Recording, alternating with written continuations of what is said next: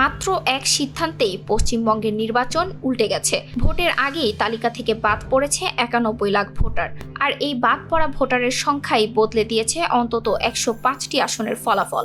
দীর্ঘ 15 বছরের তৃণমূল শাসনের অবসান ঘটিয়ে পশ্চিমবঙ্গের ক্ষমতায় এসেছে বিজেপি। মোদি অমিত শাহের দলের এই বড় জয়ের পেছনে এবার সামনে এসেছে বিস্ফোরক এক তথ্য।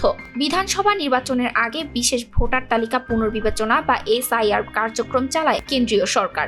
আর এই প্রক্রিয়ায় রাজ্য জুড়ে ভোটার তালিকা থেকে বাদ পড়ে প্রায় 91 লাখ মানুষের নাম, যা মোট ভোটারের প্রায় 12%। ভারতীয় সংবাদ মাধ্যম scroll.in এর বিশ্লেষণ বলছে, এই বাদ পড়া ভোটারদের অনুপস্থিতি বদলে দিয়েছে অন্তত 105টি আসনের ফলাফল।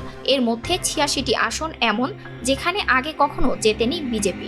সবচেয়ে আলোচিত উদাহরণ ভবানীপুর। মমতা বন্দ্যোপাধ্যায়ের কেন্দ্রেই ভোটার তালিকা থেকে বাদ পড়ে 51,000-এর বেশি নাম, অথচ শুভেন্দু অধিকারী জিতেছেন মাত্র 5,105 ভোটে। যাদবপুরেও একই চিত্র, সেখানে 56,000 ভোটার বাদ পড়ার পর বিজেপি জয় পায় 27,000 ভোটে। টালিগঞ্জে অরূপ বিশ্বাস হেরেছেন 6,000 ভোটে, কিন্তু সেই কেন্দ্র থেকেই বাদ পড়েছিল প্রায় 38,000 ভোটার। বিশ্লেষকদের দাবি, বাদ পড়া 91 লাখ ভোটারের অন্তত 65%ই ছিলেন মুসলিম ভোটার, যারা ঐতিহ্যগতভাবে তৃণমূলের বড় ভোট ব্যাংক হিসেবে পরিচিত। তৃণমূল শুরু থেকেই এই প্রক্রিয়ার বিরোধিতা করলেও বিজেপির দাবি ছিল এটি শুধু ভুয়া ভোটার বাদ দেওয়ার আইনি উদ্যোগ।